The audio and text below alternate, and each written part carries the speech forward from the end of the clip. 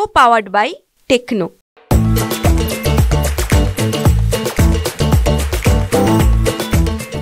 पवारसाहेब निसर्गमध्ये मराठवाड्यातल्या इच्छुक उमेदवारांच्या बैठका घेत आहेत. बजरंग सोनवणे जे खासदार आहेत बीडचे ते देखील आहेत. काय नेमकं आज बैठकीचं स्वरूप असणार आहे? नाही, मतदारसंघ वाईज आदरणीय पवारसाहेब जो इच्छुक आहे, जो प्रत्येक जण आहे त्याचा काय तुम्हाला पवारसाहेबांच्या कामाची पद्धत माहिती आहे. पवारसाहेबांसाठी कार्यकर्ता हा छोटा मोठा नसतो, तो त्यांच्या प्रेमाचा असतो. त्यामुळे ज्यांनी फॉर्म भरलेला आहे त्या प्रत्येक व्यक्तीला आदरणीय पवारसाहेब स्वतः भेटणार आहेत, त्याच्याकडून चर्चा घेणार आहेत आणि चर्चा घेऊन त्याचं मत काय आहे हे सगळं ऐकून घेऊनच निर्णय घेतले जातील.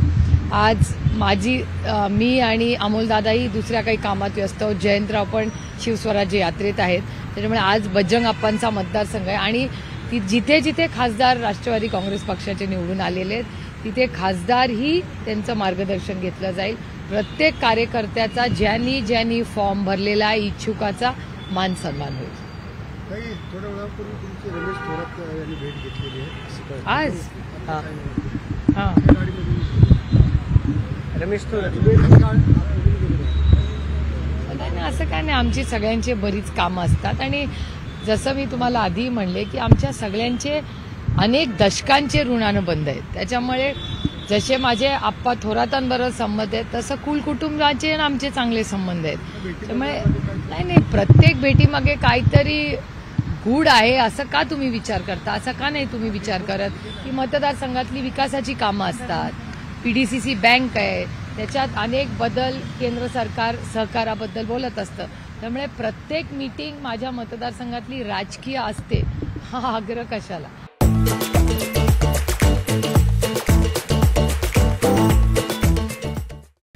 सहकारातली कामं असतात, दिल्लीतली कामं असतात, प्रचंड काही वेगळी कामं. आणि थोरात कुटुंब असेल, मी हर्षवर्धन भाऊंबद्दल पण अनेक वेळा आधी कॅमेरावर बोललेले.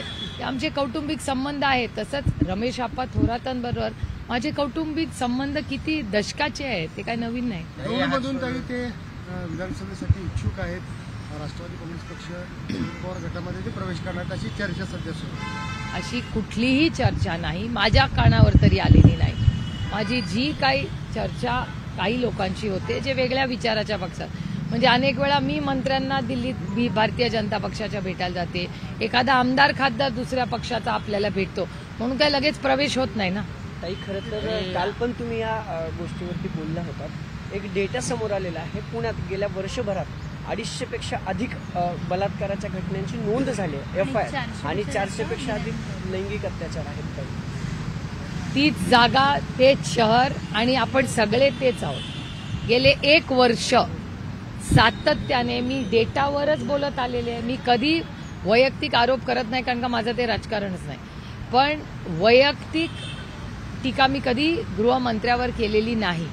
पण पहिला दिवस टू आजचा दिवस मी नेहमी तुम्हाला सांगते की पुण्यामध्ये क्राईम वाढलेला आहे आणि डेटा हा शब्द मी प्रत्येक माझ्या प्रेस कॉन्फरन्समध्ये वापरलाय की डेटा बघा.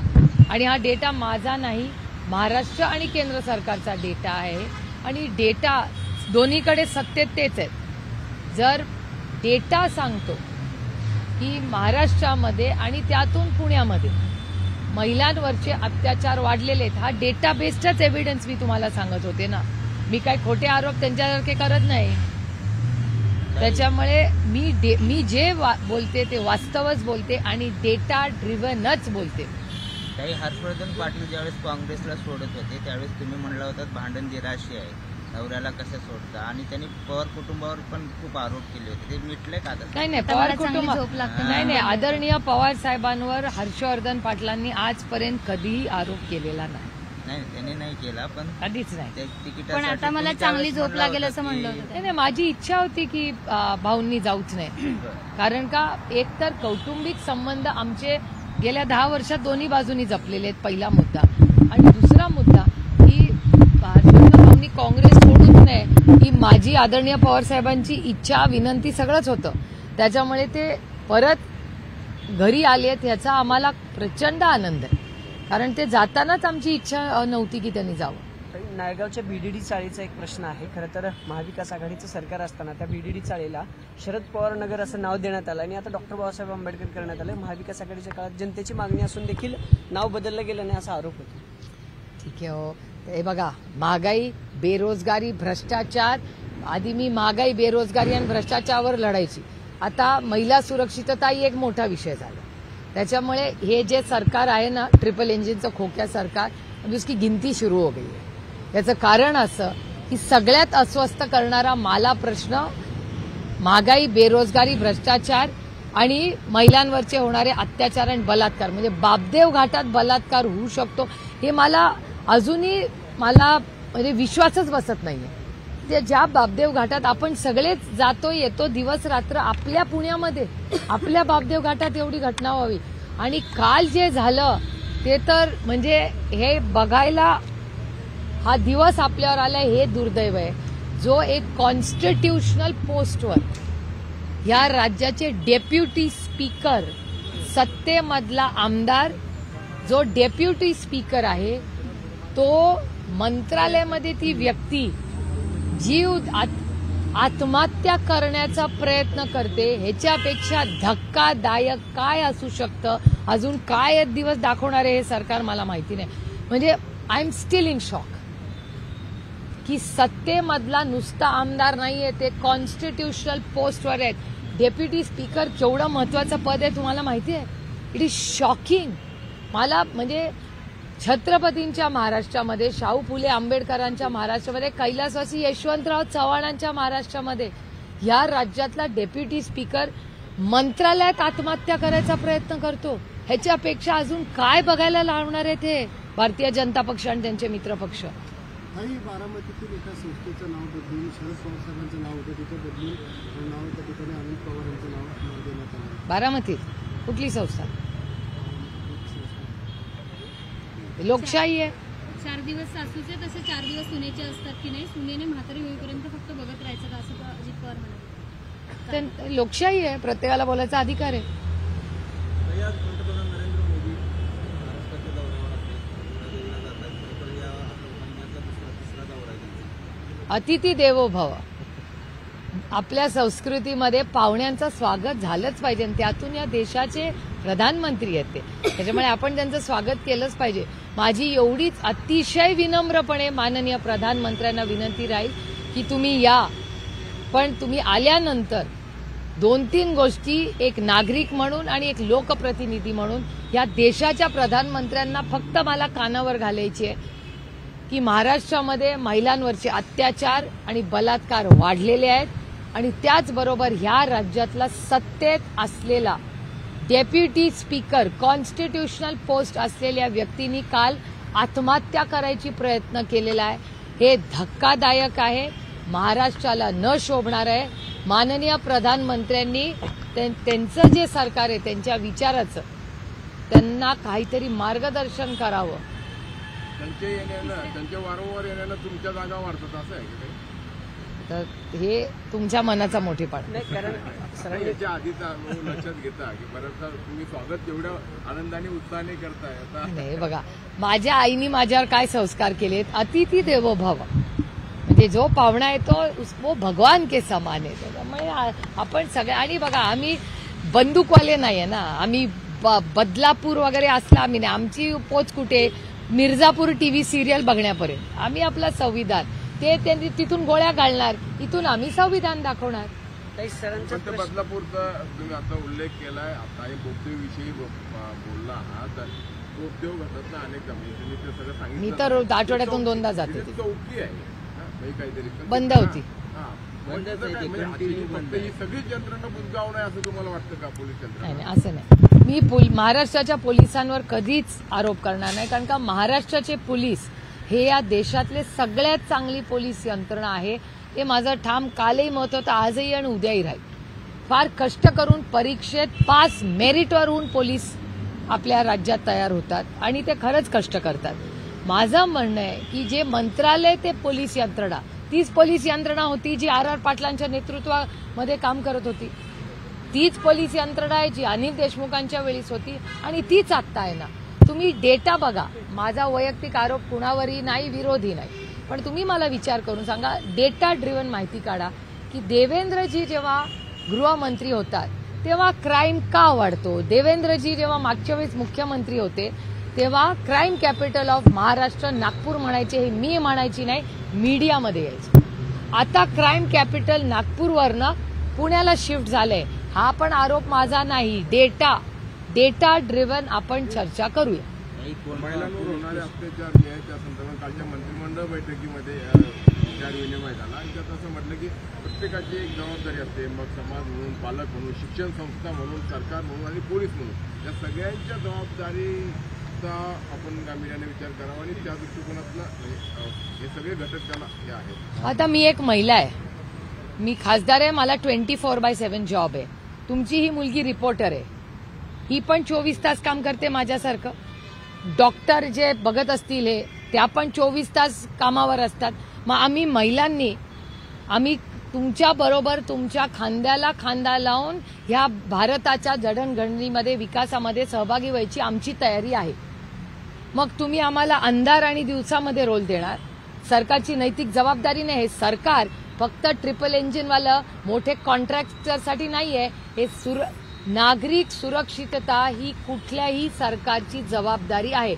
आज यांचं आहे, उद्या आमचं असेल. पूर्ण ताकदीने आम्ही जबाबदारी घेऊ त्याची. त्या वर्दीची भीतीच राहिली नाही. आपण जरी चुकीचं केलं, ब्लड सॅम्पल बदलता येतात. हॉस्पिटलमधून जेलमधून बाहेर ललित पाटील असणार त्याचं नाव, पळून जाता येतं. जेलमध्ये पार्ट्या करता येतात. या गोष्टी मी म्हणत नाहीये, तुमचे चॅनल दाखवतात यांच्या काळामध्ये. याचं उत्तर कोण देणार. आणि आमची जबाबदारी ही आम्ही 24 तास कामासाठी आम्ही सगळ्या महिला, तुमचे रिपोर्टर्स असतील, डॉक्टर्स असतील, हिंजवडीमध्ये नाईट शिफ्ट करणाऱ्या लेखी असतील, आमची सगळ्यांची काम करायची तयारी आहे. पण आमची सुरक्षितता ही जेवढी आमच्या कुटुंबाची जबाबदारी आहे तेवढी त्या सरकारची पण आहे. सरकारला नाकार. It is their responsibility. उद्या तुम्ही म्हणाल अरे युद्ध झालं, तिथे पण आमच्यामुळेच युद्ध झालं, मग आम्हाला पाठवता का काय महिलांना आता आर्मी, नेव्ही, एअरफोर्समध्ये. असलंय हे सरकार. आणि ते 1500 रुपये वाटतात ना, तुमचेच चॅनल दाखवतात. महिला असं म्हणतात आता की नको तुमचे 1500 रुपये, आम्ही 2000 रुपये देतो, आमच्या पोरींना सुरक्षित ठेवा. हा माझी लाईन नाहीये. तुमच्या सगळ्यांच्या चॅनलवर मी महिलांची लाईन ऐकलेली आहे आणि वर्तमानपत्रात वाचलेली आहे. राज्यात तिसऱ्या आघाडीची चर्चा आहे. राजू शेट्टी म्हणाले की महाराष्ट्राचा सातबारा शरद पवारांनीच घेतला. आता सगळंच जर शरद पवारांचं असेल तर देऊन टाका ना त्यांच्या हातात सत्ता. आणि का सगळं राजकारण सगळं गेले 6 दशक जर एकाच माणसाच्या आजूबाजू फिरत असेल तर उसको कुछ तो क्रेडिट देना पडेगा ना. 28 जागाचा प्रस्ताव दिलाय मॅम. हो, असं मी तुमच्या चॅनलवर वाचलं सगळ्यात तुमच्या चॅनल्सवर मी. अर्थातच आमची सगळी जी टीम आहे, प्रत्येक पक्षातल्या वेगवेगळ्या टीम्समध्ये वेगवेगळ्या जबाबदाऱ्या आहेत. तो प्रस्ताव मुंबईची जी आमची सगळ्यांची महाविकास आघाडीची टीम बघते त्यांच्याकडे तो गेलेला आहे. तो प्रस्ताव त्यांच्याकडूनच आपल्याला जास्त कळेल. तुमची जी मुंबईची टीम असेल त्यांना सांगा त्यांच्याशी बोलायला. रमेश अप्पा कधी प्रवेश करणार? हो नाही हो, कशात काही नाही. बिचारे रमेश अप्पा मला बँकेचं काही केंद्रात काम होतं त्याच्यासाठी बोलायला आले होते आणि अनेक प्रश्न राहिलेले आहेत. म्हणजे 2-3 गोष्टी तुम्हाला सांगते. काही पाण्याचे विषय असतात, काही विकास कामाचे विषय असतात, काही सहकारातले विषय असतात. अशा अनेक दौंड तालुक्याच्या विकासाच्या बद्दल चर्चा करण्यासाठी आप्पा आले होते. बाकी दुसरी राजकीय कुठलीही चर्चा आप्पांमध्ये आणि माझ्यामध्ये झालेली नाही. अधिक जवळचे म्हणजे त्यांना ठीक आहे, तुम्ही तिथले खासदार आहात, पण त्यांच्याच पक्षाचे मुख्यमंत्री बरे नेते त्यांचे थेट वरपर्यंत संबंध असलेले लोक आहेत, पण तुमच्यावरती जास्त विश्वास त्यांचा. विश्वास असं नाही हो, नात्यांना काही मत द्याल का नाही. काही नाती असतात. काही अनेक वर्ष रमेश आप्पांनी मी गेले अनेक वर्ष एकत्र काम पण केलेलं आहे. त्यामुळे असं नाहीये. आणि आप्पासाहेब पवार माझे तालुका अध्यक्षही होते.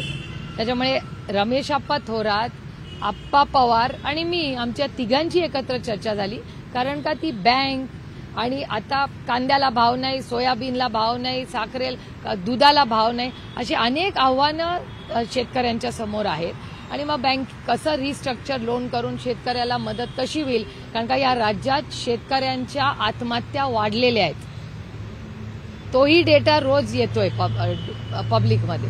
त्याच्यामुळे ही सगळी चर्चा करण्यासाठीच आम्ही भेटलो होतो. त्याच्यात कुठलीही राजकीय चर्चा झालेली नाही. रमेश आप्पा थोरात, आप्पासाहेब पवार आणि मी, आम्ही तिघही दौंडच्या दूध, कांदा आणि काही सोयाबीन, कापूसच्या बाकीचेही उदाहरणं मी त्यांना सांगत होते, त्या शेतकऱ्यांच्या प्रश्नासाठी सविस्तर चर्चेसाठी आम्ही भेटलो होतो. काल साहेब म्हणले आता एक प्रवेश झालाय, आणखी अनेक प्रवेश असे होणार आहेत, मग ती आजची भेट काय तशीच आहे का काय? तसं काही नाहीये. पवार साहेब काय बोलले मला माहिती नाही, ते सांगलीला बोलले. तर माझी आणि त्यांची काल मी पण उशिरा आले माझी, आणि आज सकाळी ते लवकर इथे आले आणि माझी काही वेगळी कामं चालली, त्यामुळे माझी आणि त्यांची काही भेट नाही. आदरणीय पवार साहेब काय बोलतील, एक तर ते कमी बोलतात आणि जेव्हा बोलतात तेव्हा जबाबदारीनेच बोलतात. त्याच्यामुळे त्यांनी ते का असं बोलले याचं उत्तर माझ्याकडे नाही. को पावर्ड बाय टेक्नो.